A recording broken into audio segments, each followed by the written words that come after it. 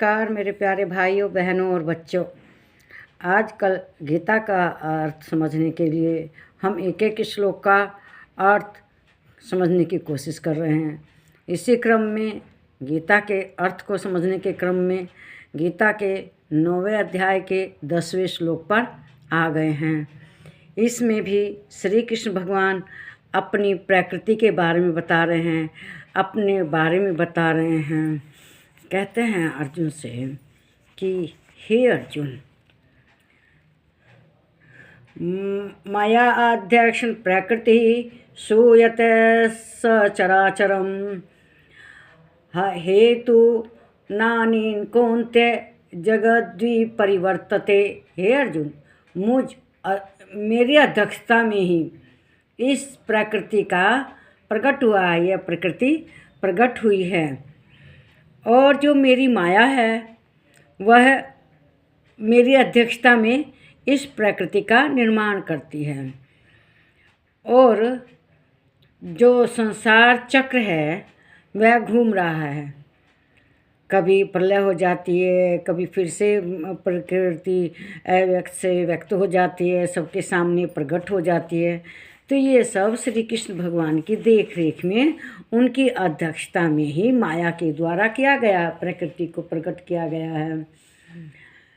ये एक वैज्ञानिक नियम के तहत प्रकृति आती है फिर नष्ट हो जाती है। दुनिया की रचना का जो विज्ञान है वह श्री कृष्ण भगवान की अध्यक्षता में माया ने दुनिया की रचना की है। ये सब माया का ही न जाल है दुनिया। उनकी अध्यक्षता में ही प्रकृति ने अपना अस्तित्व लिया है, मतलब प्रकट हुई है प्रकृति। दुनिया का जो चक्र है मृत्यु जन्म का, ये चलता रहता है, आता जाता रहता है। कहते हैं कि जो सच्चाई है वह यही है कि श्री कृष्ण भगवान की अध्यक्षता में ही पृथ्वी प्रकट हुई है, प्रकृति प्रकट हुई है। यहाँ प्रकृति हमेशा प्रकट होती है और प्रलय होती है, मतलब समाप्त हो जाती है। यहाँ माया उनकी अध्यक्षता में इस प्रकृति को प्रकट करती है। जीव आते हैं जाते हैं, अपना आना जाना सबका लगा रहता है। प्रकृति के नियामक, जो इसकी नियम है प्रकृति का, वो श्री कृष्ण ने ही बनाए हैं, उनके जो नियम हैं। और वे इस प्रकृति के ऊपर अपनी दृष्टि बनाए रखते हैं। जो उनके भक्तजन हैं उनको अपनी दृष्टि, अपनी कृपा दृष्टि से कहना पूरा अपना कृपा दृष्टि बरसाते हैं उनके ऊपर। और अपने अपने कर्मों के अनुसार लोग यहाँ पृथ्वी पर आकर अपने कर्मों को भोगते हैं, अपने कर्म करते हैं।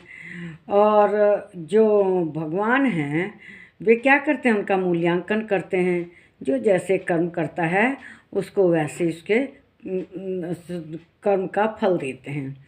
जीवन में अनिश्चितता है, कोई निश्चितता नहीं है कि यही होगा। यह प्रकृति का नियम है।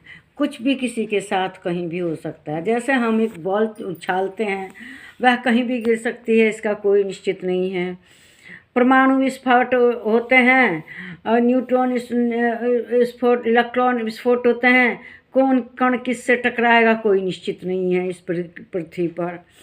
गुरुत्वाकर्षण के द्वारा हम गेंद उछालेंगे, वो नीचे गिरेगी, कहाँ गिरेगी इसकी कोई गारंटी नहीं है।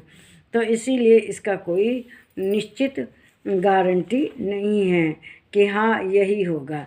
लेकिन हमें दिव्य ब्रह्मांड को समझने की कोशिश करनी चाहिए। जो जीवन में है अनिश्चितता है, उसको थोड़ा हम प्रयास से निश्चित कर सकते हैं। जैसे दिन रात मेहनत करेंगे तो कोई अच्छा जॉब पा लेंगे, अफसर बन जाएंगे। अगर प्रयास ही नहीं करेंगे तो कैसे निश्चितता आएगी। हमारे कर्म के द्वारा कुछ निश्चित हो सकता है। और मनुष्य को हमेशा अपने कर्म करते रहने चाहिए।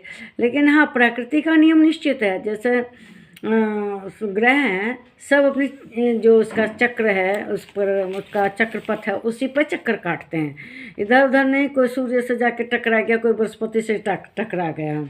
इस वीडियो को लाइक कीजिए, शेयर कीजिए, मेरे चैनल को सब्सक्राइब कीजिए। नमस्कार मेरे प्यारे भाइयों बहन।